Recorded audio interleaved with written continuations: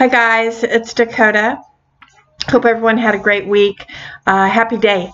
I'm no longer going to say happy Monday, happy Tuesday. I can't seem to stay on track. Busy time of year for me with the holidays and my last class of 2019 ending and our new class beginning in January. So it's just been really kind of a busy time for me. So the last video was about charging your crystals and my thoughts on that. So if you haven't watched that, you might want to hop over there and watch that first. This is part 2, I guess, of cleansing the crystals or stones. So I'm just going to hop right to it. All right, so cleansing your stones. I personally do cleanse my stones.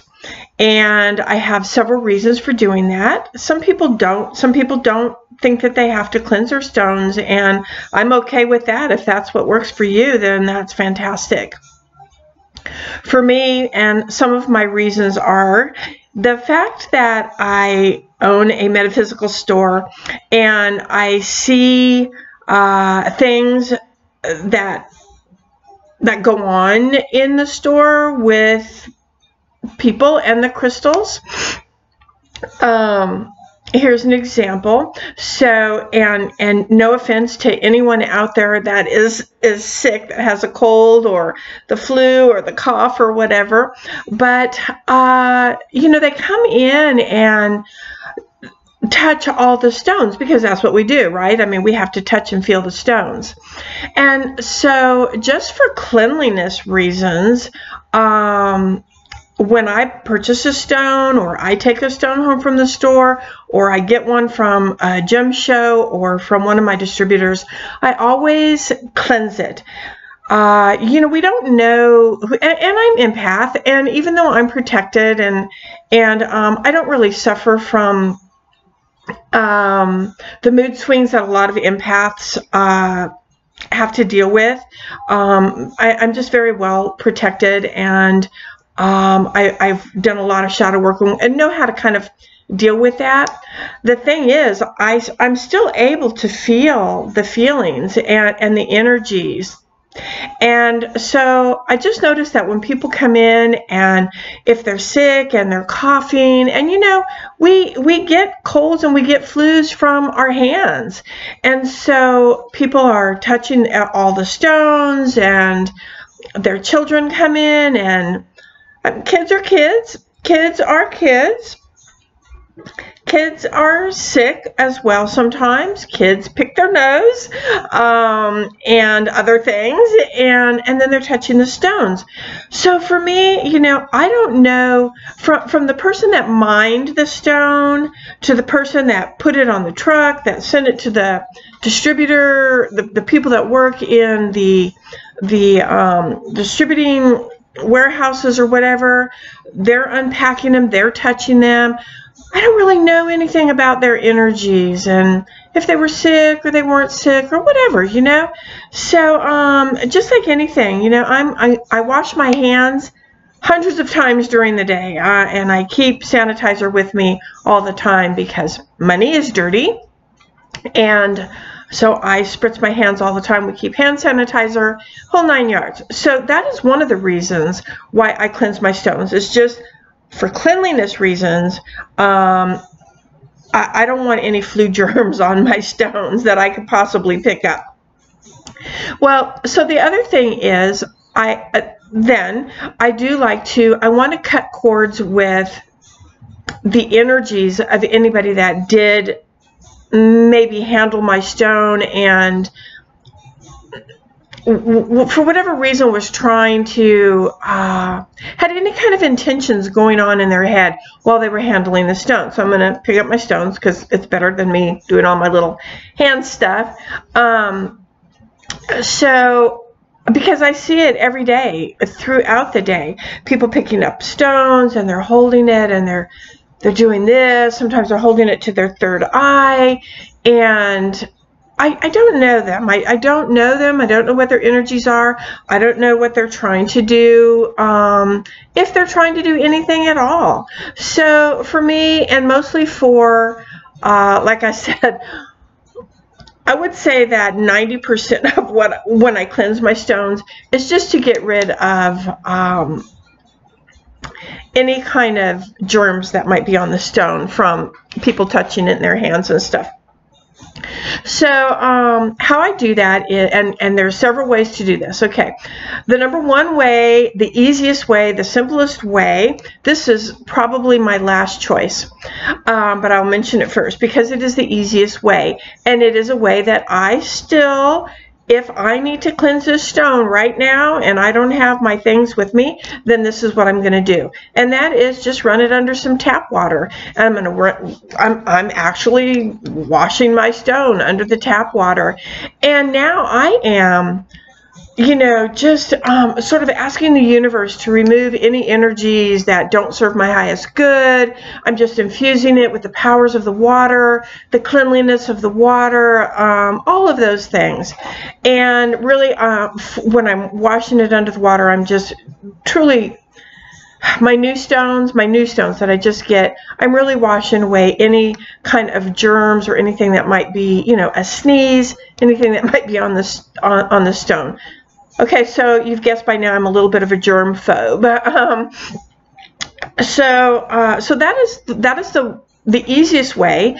And the reason I said that I don't, that is probably my least favorite way, is because tap water has chemicals in it, fluoride, who knows what other kind of chemicals.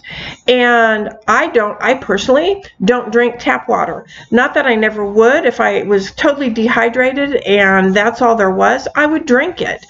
But I would probably try to wait until I could get some kind of filtered water. Even your bottled waters, your spring waters and all of that, it might say spring water straight from the Alps.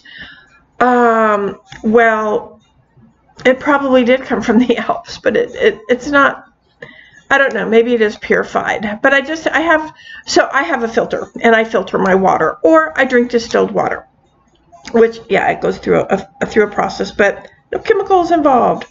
So then that would be my next choice, would be to use distilled water. Now, I do like to do this. I do, because we talked last video about charging stones. I like to take a gallon of distilled water, and I like to sit it out on a full moon overnight and let the moon charge that water. I think the moon has the power to charge things. I do. And which is why I said in the last video that there are times that I will set my stones out in the moon to give it a little extra charge if I feel like that stone just kind of, I don't know, maybe it's just, you know, it's tired, it's worked really hard. Even though I don't think that that is the case, sometimes I just do. Sometimes I just want to do it, and so I do it. But I will charge my distilled water under a full moon. And now I have charged water, which, by the way, you can drink distilled water. So isn't that awesome? Because now I can drink, I'm drinking charged moon water, and it's really different. I'm telling you, if you've never tried it, you should try it. It is very, very different. Not tap water, but a distilled water charged by the moon. It tastes different to me. Anyway, so then what I'll do is I'll take the water and I'll pour it in a little bowl or whatever size I need, and then I'll just put my stones in that bowl of water and I'll let them cleanse. Sometimes I'll give them a little bath, you know, kind of make sure that the stones are getting all moved around in the water. And I might leave them there for just a few minutes. I might leave them overnight. It just depends on how I feel. Please do your research. There are stones that you should not put in water, because some stones, like Selenite. Selenite can't really take a whole lot of water. It will dissolve over time, and so you're not going to want to leave your selenite in water. There's some other stones, I can't, like maybe kyanite, you're not going to want to leave in water. Just research it. Just research it. There are a lot of stones that you shouldn't put in water. Okay, so distilled water being my I'm going to say my first choice would be using a bowl of charged distilled water. Now, I do not use, there are people that use salt, and they'll put like a little bowl of Himalayan salt or whatever, and they'll take their stone and they place it in the bowl of salt or even salt water. I do not use salt, period, at all to cleanse any of my stones, any of my jewelry, anything like that, or salt water. I actually, what's weird is, I mean, of course I use salt. If I'm laying a circle, I might, you know, of course I use salt circles, and I use salt for protection, etc. But for whatever reason, when I use it on an item like a stone or, you know, or a jewelry or something, I don't know what it is. I don't like what I feel from it. It's weird, right? So I don't use salt. Now, there's nothing wrong with that. It's just my personal choice. But if you use salt or salt water, please be careful, because over time, if you use a tumbled stone that is shiny, I'm looking to see if I have any shiny stones. But if you have a stone, this is Lemurian quartz, by the way, and I'm going to talk about that another day. But anyway, if you use if you have like a really shiny, pretty tumbled stone, and you use salt, over time, and depending on the hardness or the softness of the stone, the salt can actually pit the stone, and it'll become dull over time. And I know this to be true because it's happened to me. The other thing that's happened to me, and maybe I'll talk about this another time, is using herbs. I have medicine pouches that I wear, or you know, whatever, little pouches that I wear for magical purposes, and I've used, and sometimes I've worn them. It depends on how long, it could be up to a month that I wear the pouch, depending on what magic I'm doing or what work it is that I'm doing. And I've had herbs and stones in there, and you take the stone out, and it's actually, like, it's actually pitted. I don't know. Maybe that's just the magic doing its thing. But anyway, so then I have a problem sometimes with herbs, but leaving it for any length of time. All right. So back to talking about water. Well, first, okay. So let me tell you then my second choice of how I like to cleanse my stones.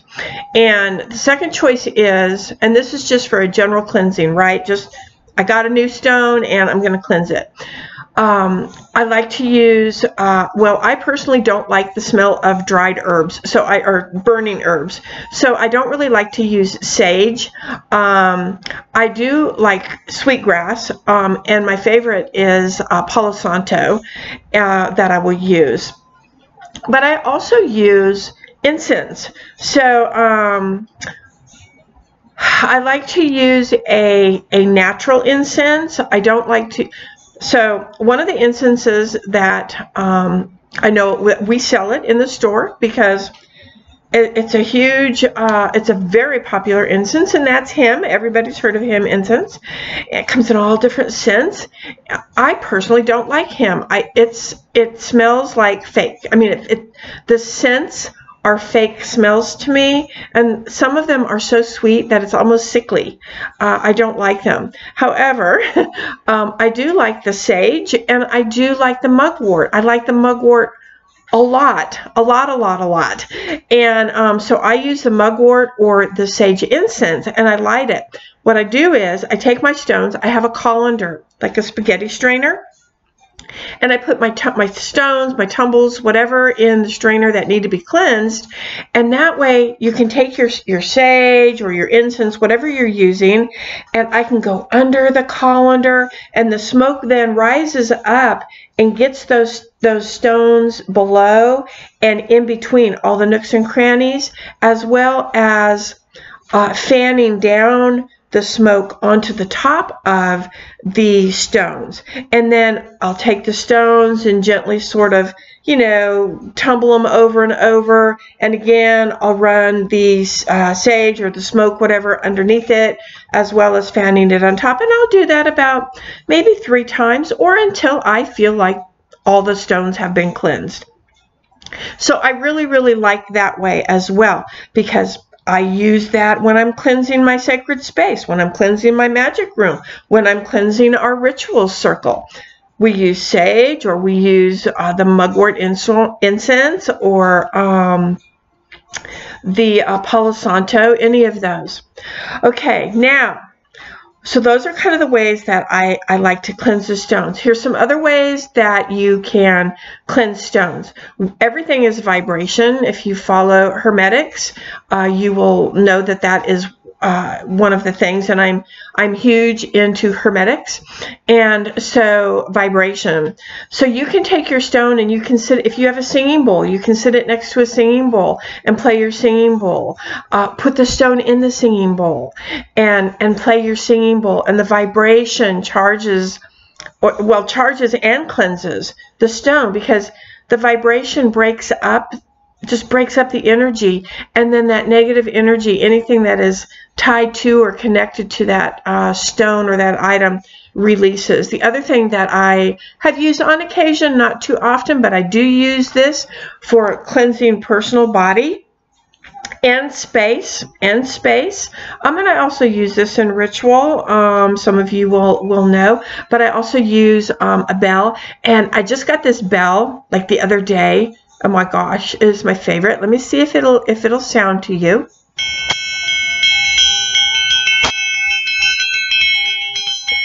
It's really large, and you know, it's a fairly large bell. It's almost like a singing bowl. I absolutely love it. So I'm going to try to use that at some point with my stones or my jewelry or whatever. Okay, now when I am doing things magical, if I'm doing spell work, or I'm using the stones for some type of divination, maybe with my tarot, if I'm doing maybe the chakras or ritual for some purpose, I have another way that I like to cleanse my stones and work with the stones. Like I said, I use my distilled water to cleanse my stones, charged by the moon. But I make all kinds of water. It's so easy. Take your distilled water, pour it in a jar, put it outside, and whatever is happening at that time is what your water is being charged with. And then you can use that water to cleanse or to charge your magical intention, your stones, or you can use that water to anoint things, or to just, you know, asperge, or to do whatever. You can also put your stones, like crystals, stuff like that, in your stones that can handle water. You can put those into your waters as well. So I like to use different waters for different things. So this is, and here's a good thing about distilled water. You know, water, I've noticed it takes a very long time. And it does take a very long time. But for bacteria to grow, or for it to get kind of mucky, if you've ever noticed that, it will. And this is, you know, tap water, or, you know, whatever. I mean, it takes years, but nevertheless, but distilled water, I've not ever noticed that. So this is, a jar of snow water from 2014. So when we had some snow, and I put several bowls out. Always collect your stuff in glass, not plastic, and don't try to put your jar out there in snow, because you'll catch like 1 or 2 little things. And let me tell you this, it takes a lot of snow to get this much water. A lot of snow. Snow is dry. Weird, right? So I'll put out several bowls and collect snow, and then you just melt it, and then now I have snow water so that I can use in my magical stuff to cleanse my stones with, tools with. I can dress, you know, I can anoint a candle, I can anoint things with it if I need the energy of snow. So great for freezing, binding spells, etc. All right, so here's another one, and I do like to keep these little little things over them. That jar didn't have it, but it helps keep it from dissipating in the jar. This is full blue moon water from July of 2015. And you can see because my jars are always full, I have used this one for something. So this is water from the full blue moon. And I always label them and I date them so that I know what I have. This is the most special water to me. I'm from California. And one of my students actually went to California to visit her family, and she brought this back, and it is from Laguna Beach, California, Southern California, Laguna Beach, and it is Laguna ocean water. I need to date this. This was 2018. This was from 2018, so I need to get that dated. But Laguna Beach water. I just treasure it. I absolutely love it. Love it. I'll probably use that at some point, maybe a summer solstice ritual, or if you want something, you know, of course, the water in the West Coast is a little bit colder than the water here on the East Coast, but maybe you just want some of that West Coast energy thing going on. Now, I use all different things in my waters. In my distilled charged moon water, I will use, or, you know, just any water. I will take a drop or two of Florida water. I will put that in my water, just a drop or two in there, switch it around. This is one of my favorites. I keep these on hand. Flower water. It is, oh my gosh. It smells really good. So flower water, a drop or two of that. And then I also use orange blossom and rose water. And I also use Kananga, which I really like. And so I'm looking, this is my little, right here, this little cabinet here. I have all different kinds of oils in there, and different kinds of oils. This is where I keep my waters. Like, see right here, here's a big container of just some moon water. Nothing special about that water except for it's charged by the moon. But anyway, and I keep all of my fragrance waters in there as well. And I was out of Kananga, so I didn't get to show you. But so yeah, so I use that. Here is something else that's really cool. My friend got me this. Her brother, I believe it was, I'm not sure if he was a pilot or whatever, but he was over in Italy in 2014 as well. And there was Mount Etna had an active volcano, and he called her from Italy and said, hey, we are getting ready to clean the planes because there was ash and stuff all over the runways and what have you. And he wanted to know if she wanted any ash from the volcano. And she's like, why would you even ask me? Yes, bring as much as you can. So he did. And so she gifted me some volcanic ash, and you can see this was full, and I've used just a little bit because some things are really, like I even have a little bottle. It's just a 2-gram vial that one of my precious customers, young boy, well, he's not young anymore, but his family went to Iceland, and he brought me a little, he saw this river, and he saw this, what do you call them? Glacier. And sorry, he saw this glacier. And he asked his dad, he said, what is that? And the dad said, it's a glacier. And he looked over and he saw the river, and he said, is that what this river's from? And the dad said, yeah. And he yelled at his dad. He says, pull over right now. And he emptied out his water bottle and he went over to the river and he collected as much water from the river as he could that part of that glacier had flowed into. And he brought me a 2-dram vial of the Icelandic glacier water, and I just treasure it, and I've used it like a drop or two on special full moons, and it just kills me because I love it so much. Anyway, cleansing stones, that is why I cleanse it, and how some of the ways that I cleanse stones. Do you have to cleanse your stones? No, you only have to do what feels right to you. So that's what I have for cleansing stones today. Hope you enjoyed this, and I'll see you next week. Bye.